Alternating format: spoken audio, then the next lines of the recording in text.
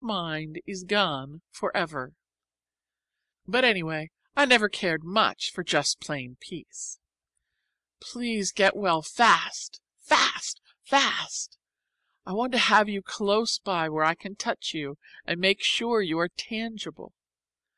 Such a little half hour we had together. I'm afraid maybe I dreamed it. If I were only a member of your family, a very distant fourth cousin, then I could come and visit you every day, and read aloud, and plump up your pillow, and smooth out those 2 little wrinkles in your forehead, and make the corners of your mouth turn up in a nice cheerful smile. But you are cheerful again, aren't you?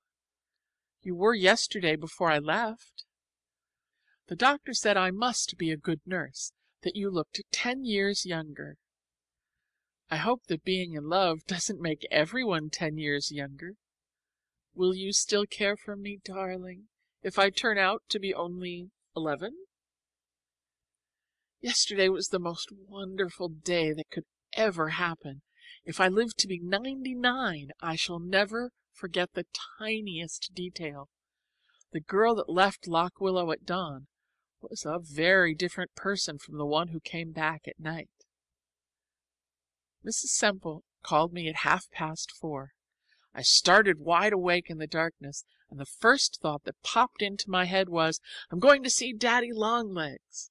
I ate breakfast in the kitchen by candlelight, and then drove the 5 miles to the station through the most glorious October coloring.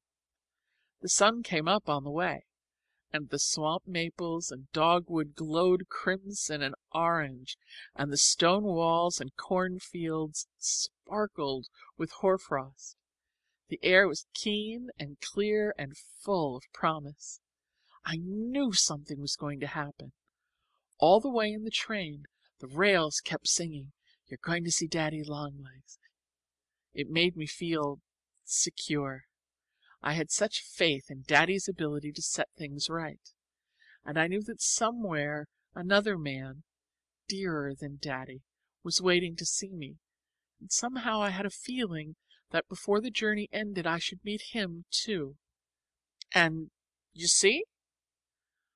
When I came to the house on Madison Avenue, it looked so big and brown and forbidding that I didn't dare go in, so I walked around the block to get up my courage. But I needn't have been a bit afraid. Your butler is such a nice, fatherly old man that he made me feel at home at once. Is this Miss Abbott? He said to me, and I said yes. So I didn't have to ask for Mr. Smith after all. He told me to wait in the drawing room. It was a very somber, magnificent, man's sort of room. I sat down on the edge of a big upholstered chair. I kept saying to myself, I'm going to see Daddy Longlegs. I'm going to see Daddy Longlegs. Then presently the man came back and asked me please to step up to the library. I was so excited that really and truly my feet would hardly take me up. Outside the door he turned and whispered, He's been very ill, miss. This is the first day he's been allowed to sit up. You're not to stay long enough to excite him. I knew from the way he said it that he loved you, and I think he's an old dear. Then he knocked and said, Miss Abbott, and I went in and the door closed behind me.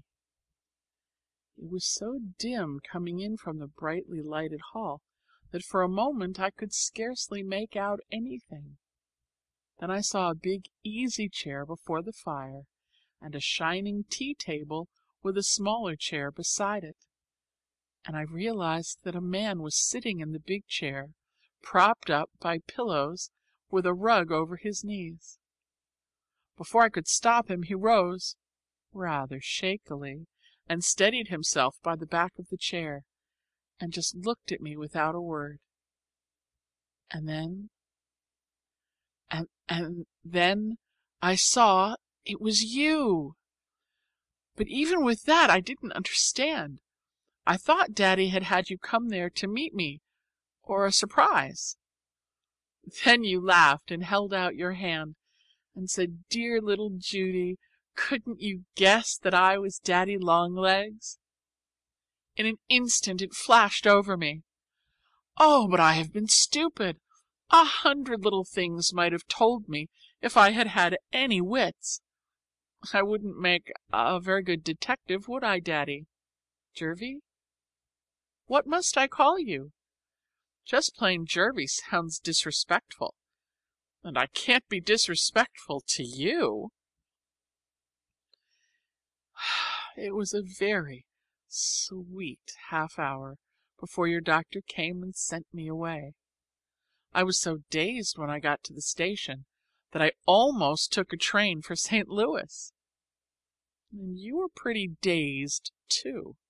You forgot to give me any tea. But we were both very, very happy, aren't we? I drove back to Lock Willow in the dark. Oh, how the stars were shining! And this morning I've been out with Colin, visiting all the places that you and I went to together, and remembering what you said and how you looked. The woods today are burnished bronze, and the air is full of frost. It's climbing weather. I wish you were here to climb the hills with me. I am missing you dreadfully, Jervie dear, but it's a happy kind of missing. We'll be together soon. We belong to each other now, really and truly. No make-believe. Doesn't it seem queer for me to belong to someone at last? It seems very, very sweet. And I shall never let you be sorry for a single instant. Yours forever and ever, Judy. P.S. This is the first love letter I ever wrote. Isn't it funny that I know how?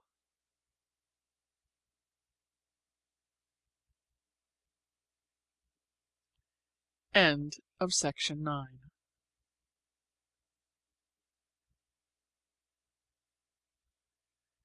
End of Daddy Longlegs by Jean Webster.